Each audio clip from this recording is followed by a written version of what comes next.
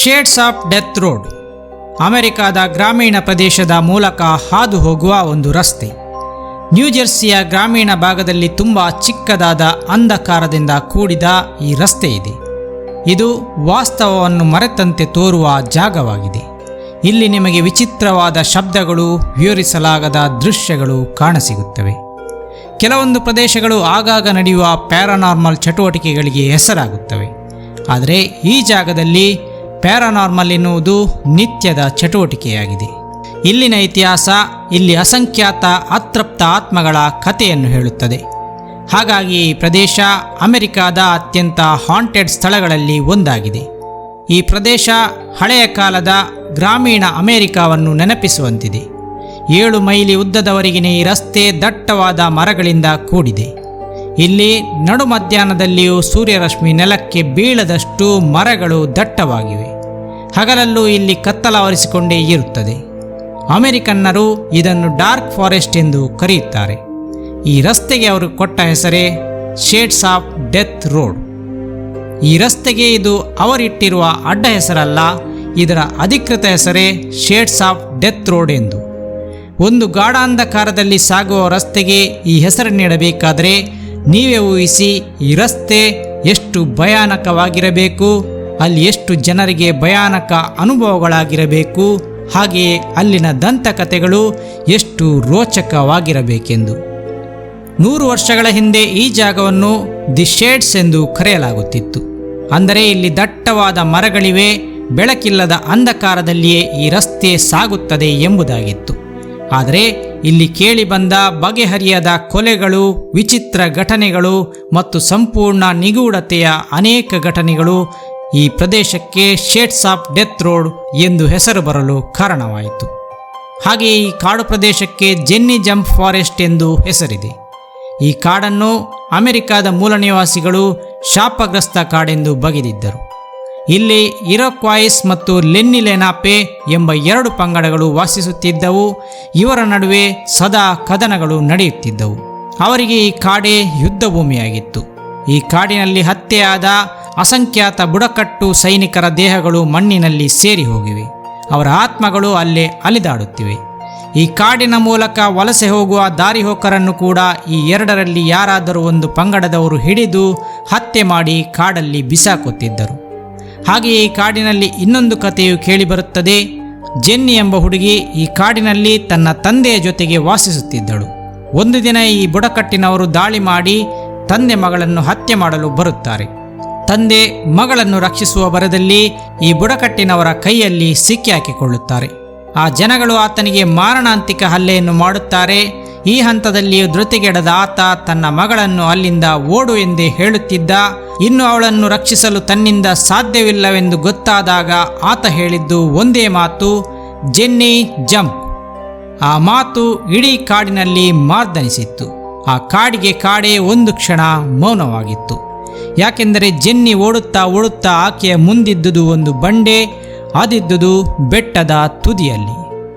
ಆ ಕ್ರೂರಿಗಳ ಕೈಯಿಂದ ಚಿತ್ರಹಿಂಸೆ ಅನುಭವಿಸಿ ಸಾಯುವುದಕ್ಕಿಂತ ಮೇಲಿಂದ ಹಾರಿ ಪ್ರಾಣ ಬಿಡು ಎಂದು ಆತ ಮಗಳಿಗೆ ಹೇಳಿದ್ದ. ಬೇರೆ ದಾರಿ ಇಲ್ಲದೆ ಜೆನ್ನಿ ಅಲ್ಲಿಂದ ಹಾರಿ ಪ್ರಾಣ ಬಿಡುತ್ತಾಳೆ.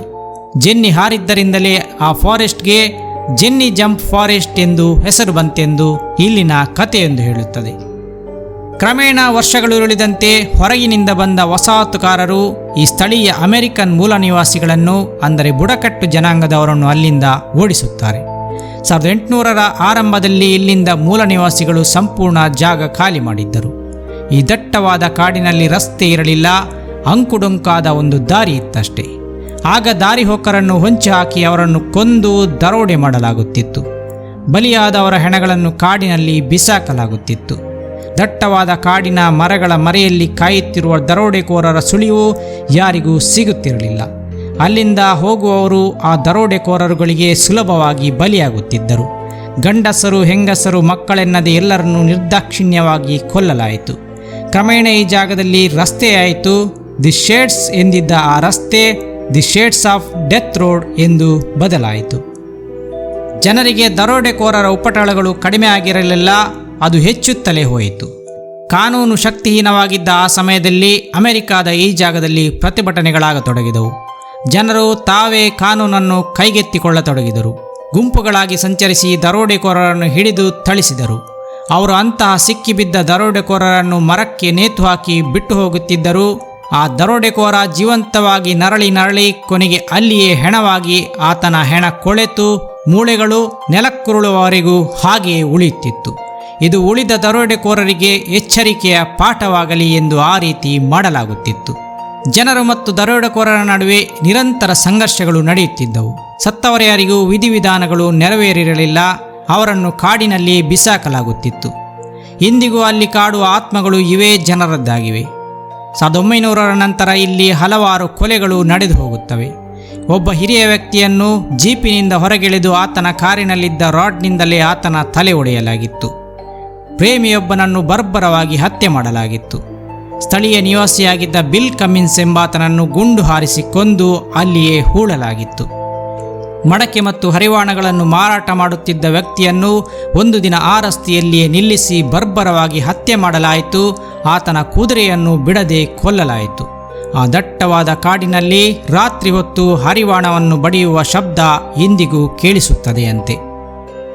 1850ರ ಸಮಯದಲ್ಲಿ ಮಲೇರಿಯಾ ಬಾಧಿಸಿ ಈ ಪ್ರದೇಶದಲ್ಲಿ ಹಲವಾರು ಜನ ಸತ್ತರು. ವ್ಯವಸ್ಥೆಗಳಿಲ್ಲದ ಆ ಸಮಯದಲ್ಲಿ ಆಸ್ಪತ್ರೆಗೆ ಸಾಗಿಸಲು ಎತ್ತಿನ ಬಂಡಿ ಅಥವಾ ಕುದುರೆ ಬಂಡಿ ಬಳಸಲಾಗುತ್ತಿತ್ತು. ಆದರೆ ಈ ಗಾಢಾಂಧಕಾರದ ಜಾಗದಲ್ಲಿ ಅವರೆಲ್ಲರೂ ಸಿಲುಕಿ ಪರದಾಡಿ ಸತ್ತರು ಎಂದು ಹೇಳಲಾಗುತ್ತದೆ. ಕಳೆದ 100 ವರ್ಷಗಳ ಅವಧಿಯಲ್ಲಿ ಈ ಜಾಗ ಆ ಅತೃಪ್ತ ಆತ್ಮಗಳ ತಾಣವಾಗಿ ಪ್ಯಾರಾನಾರ್ಮಲ್ ಚಟುವಟಿಕೆಗಳ ಜಾಗವಾಗಿ ಬದಲಾಗಿದೆ. ಲೆನಾಪೆ ಲೇನ್ ಎನ್ನುವ ಡೆಡ್ ಎಂಡ್ ಹೊಂದಿರುವ ರೋಡ್ನ ಕೊನೆಯವರೆಗೆ ಹೋಗಿ ಕಾರು ನಿಲ್ಲಿಸಿದರೆ ಅಲ್ಲಿ ನಿಮಗೆ ಸಂಪೂರ್ಣ ಮಂಜು ಆವರಿಸಿಕೊಳ್ಳುತ್ತದೆ ಅಂತೆ. ಆತ್ಮದ ಕೈಯೊಂದು ನಿಮ್ಮ ಕಾರಿನ ಗ್ಲಾಸ್ನ ಮೇಲೆ ಮೂಡುತ್ತದೆಯಂತೆ. ಆ ಮಂಜಿನಲ್ಲಿ ಕೆಂಪು ಬಣ್ಣದ ಬೆಳಕೇನಾದರೂ ಕಂಡರೆ ಆತ ಸತ್ತಂತೆಯೇ ಸರಿ ಎಂದು ಕತೆಗಳು ಇಲ್ಲಿ ಹುಟ್ಟಿಕೊಂಡಿವೆ. ಹಾಗೆಯೇ ಇಲ್ಲಿರುವ ಗೋಸ್ಟ್ ಲೇಕ್ನಲ್ಲಿ ಪ್ರೇತಾತ್ಮಗಳು ಅಲೆದಾಡುತ್ತವೆ. ಅದರ ಹತ್ತಿರ ಹೋದರೆ ಅವು ನಿಮ್ಮ ಕಾರಿನಲ್ಲಿ ತಮ್ಮ ಹೆಜ್ಜೆ ಗುರುತನ್ನು ಮೂಡಿಸುತ್ತವೆ ಎಂದು ಕತೆಗಳಿವೆ. ಲೆನಾಪೆ ಲೇನ್ ಎಂಬ ರಸ್ತೆ ಹಾಗೆಯೇ ಗೋಸ್ಟ್ ಲೇಕ್ ನಂತರ ಕೇಳಿಬರುವ 3ನೇ ಜಾಗವೇ ಫೇರಿ ಹೋಲ್. ಇದೊಂದು ಗುಹೆಯಾಗಿದ್ದು ಪುರಾತತ್ವ ಇಲಾಖೆಯವರ ಶೋಧದಂತೆ ಇಲ್ಲಿ ಲೆನಾಪೆ ಇಂಡಿಯನ್ಸ್ಗಳಿಗೆ ಸೇರಿದ ಕುಂಬಾರಿಕೆ ಚೂರುಗಳು ಮತ್ತು ಹಲವಾರು ಉಪಕರಣಗಳು ಕಂಡುಬಂದಿದೆ. ಇಲ್ಲಿಯೇ ಅವರ ಸಮಾಧಿ ಇತ್ತು ಎಂಬುದನ್ನು ಹೇಳಲಾಗುತ್ತದೆ. ಈ ಗುಹೆಯೊಳಗೆ ಬಂದಾಗ ಲೆನಾಪೆ ಭಾಷೆಯಲ್ಲಿ ಪಿಸುಗುಟ್ಟುವ ಶಬ್ದಗಳು ಕೇಳಿಸುತ್ತವೆ. ಇದು ಎಲ್ಲರನ್ನೂ ಮೈ ರೋಮಾಂಚನಗೊಳಿಸುತ್ತದೆ. ಗೋಸ್ಟ್ ಲೇಕ್ ಬಳಿಯಲ್ಲಿ ಒಂದು ಸಣ್ಣ ಮನೆ ಇದೆ. ಮರದ ಹಳೆಯ ಮನೆ ಅದು. ಈ ಪಾಳು ಬಿದ್ದಿರುವ ಮನೆಯಲ್ಲಿ ಪಿಯಾನೋವೊಂದನ್ನು ಇಡಲಾಗಿದೆ. ಅದು ಕೆಲವೊಮ್ಮೆ ತನ್ನಷ್ಟಕ್ಕೆ ತಾನೇ ಬಡಿದುಕೊಳ್ಳುತ್ತದೆ. ಧೈರ್ಯ ಮಾಡಿ ಇದರೊಳಗೆ ಹೋಗಿದ್ದ ಟೀನೇಜರ್ಗಳ ತಂಡವೊಂದು ಒಮ್ಮೆ ಈ ಪಿಯಾನೋ ಬಡಿದುಕೊಂಡಾಗ ಹೆದರಿಕೊಂಡು ಓಡಿ ಬಂದಿತ್ತು. ಅವರು ಓಡಿ ಬರುವಾಗ ಕೂಡ ಅಲ್ಲಿ ಕೆಲವೊಂದು ಗಾಜು ಒಡೆದ ಶಬ್ದಗಳನ್ನು ಅವರು ಕೇಳಿದ್ದರಂತೆ. ಇತ್ತೀಚೆಗಿನ 1990ರ ಸಮಯದಲ್ಲಿ ಕ್ಷಣಾರ್ಧದಲ್ಲಿ ಫೋಟೋ ತೆಗೆಯುವ ಪೋಲರಾಯ್ಡ್ ಕ್ಯಾಮರಾದಿಂದ ತೆಗೆದ ಮಹಿಳೆಯೊಬ್ಬಳ ಫೋಟೋಗಳು ಈ ಏರಿಯಾದಲ್ಲಿ ದೊರಕಿದ್ದವು. ಅದು ಸತ್ತ ಮಹಿಳೆಯೊಬ್ಬಳ ಹೆಣದ ಫೋಟೋವಾಗಿತ್ತು. ಆರಂಭದಲ್ಲಿ ಇದೊಂದು ಸೀರಿಯಲ್ ಕಿಲ್ಲರ್ನ ಕೃತ್ಯದಂತೆ ಕಂಡರೂ ಕೂಡ ನಂತರ ಆ ಫೋಟೋಗಳು ನಿಗೂಢವಾಗಿ ಕಾಣೆಯಾಗುತ್ತವೆ. ಹಾಗೆಯೇ ಜನರಿಗೆ ಇಲ್ಲೊಬ್ಬ ಕಪ್ಪು ಬಣ್ಣದ ಟ್ರಕ್ ಅನ್ನು ಓಡಿಸಿಕೊಂಡು ಹೋಗುವವನು ರಾತ್ರಿ ವೇಳೆಯಲ್ಲಿ ಸಿಗುತ್ತಾನಂತೆ. ರಸ್ತೆಯಿಂದ ದೂರವಿರಿ ಎಂದು ಕಂಡವರನ್ನು ಆತ ಬೆದರಿಸುತ್ತಾನೆ. ಹಾಗೆಯೇ ಈ ಶೇಡ್ಸ್ ಆಫ್ ಡೆತ್ ರೋಡ್ನಲ್ಲಿ ಸಾಗುವ ಜನರಿಗೆ ಇಲ್ಲಿ ಭೂತಗಳು ಅಡ್ಡಾಡುವುದು ದೂರದಿಂದಲೇ ಕಾಣಿಸುತ್ತದೆ. ಆದರೆ ಹತ್ತಿರ ಹೋದಾಗ ಮಾತ್ರ ಅವು ಅಲ್ಲಿ ಇರುವುದಿಲ್ಲವಂತೆ. ಸ್ನೇಹಿತರೆ, ಇಲ್ಲಿ ಕೇಳಿ ಬರುವ ಇನ್ನೊಂದು ಇಂಟ್ರೆಸ್ಟಿಂಗ್ ಕತೆ ಏನೆಂದರೆ, ಇಲ್ಲೊಬ್ಬಳು ಹುಡುಗಿ ರಾತ್ರಿ ಹೊತ್ತಲ್ಲಿ ಕಾರು ನಿಲ್ಲಿಸಿ ನನ್ನ ಹೆತ್ತವರನ್ನು ನೋಡಿದ್ದೀರಾ ಎಂದು ಕೇಳುತ್ತಾಳಂತೆ. ಅವಳು ಅದೇ ರಸ್ತೆಯಲ್ಲಿ ನಡೆದುಕೊಂಡು ಹೋಗುತ್ತಿರುವಂತೆ ಜನರಿಗೆ ಕಾಣಿಸುತ್ತದೆ. ಆಕೆಯ ಪ್ರಶ್ನೆಗೆ ಗಾಬರಿಗೊಂಡು ಕಾರನ್ನು ಓಡಿಸಿಕೊಂಡು ಮುಂದೆ ಬಂದರೆ ಅವರು 40 ದಿನದೊಳಗೆ ಸಾಯುತ್ತಾರೆ.